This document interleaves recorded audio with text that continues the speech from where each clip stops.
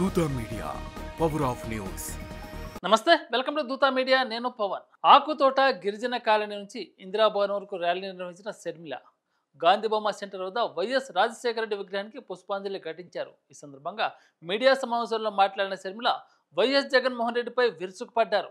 జగన్ పర్యటనలో సింగయ్య మృతి పట్ల షర్మిల తీవ్రంగా స్పందించారు. జగన్ వాహనం సైడ్ బోర్డుపై నిలబడి ప్రయాణిస్తూ అభిమానులతో కరాచలం చేస్తుండగా ఈ దుర్ఘటన జరిగిందని, దీన్ని నకిలీ వీడియోగా పేర్కొనడం సిగ్గుచేటని ఆమె ఆగ్రహం వ్యక్తం చేశారు.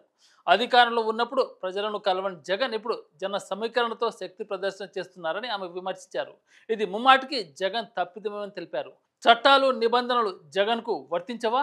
3 వాహనాలు అన్నప్పుడు ఎందుకు డజన్ల కొద్దీ వెంటబట్టుకుని తిరుగుతారు? ఋషికొండను ఎందుకు ధ్వంసం చేశారు?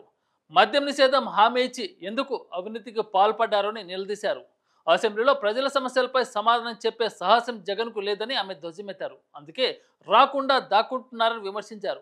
కాంగ్రెస్ను రాష్ట్రంలో బలపరచడానికే తాను ఇక్కడ ఉన్నానని, జగన్తో వ్యక్తిగత భేదాలు రాష్ట్ర సమస్యలతో పోలిస్తే నీచమైనవని షర్మిల స్పష్టం చేశారు.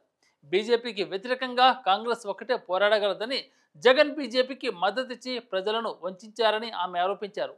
పోలవరం, రాజధాని వంటి సమస్యలపై బీజేపీ హామీలు అమలు కాకపోవడం, రైతులకు 20,000 సాయం, మహిళలకు ఉచిత బస్సు, ఎస్సీ ఎస్టీలకు పెన్షన్ వంటి హామీలు నెరవేరకపోవడంపై ఆమె విమర్శలు గుప్పించారు. ఇలాంటి లేటెస్ట్ అప్డేట్ కోసం దూత మీడియాని సబ్స్క్రైబ్ చేయండి. Thank you. For more updates please subscribe దూత మీడియా.